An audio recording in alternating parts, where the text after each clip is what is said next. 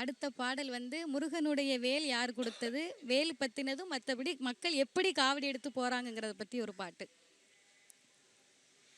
என்னையா முருகையா உங்க கையில வேலு, யாரு தந்த வேலு, இது காளி தந்த வேலு, இது யாரு தந்த வேலு, எங்க காளி தந்த வேலு, நீங்க மயில் ஏறி முருகா மயில் ஏறி கண்டா மயில் ஏறி போனா நாங்க மலை ஏறி வாரோம், நீங்க மயில் ஏறி போனா நாங்க மலை ஏறி வாரோம்.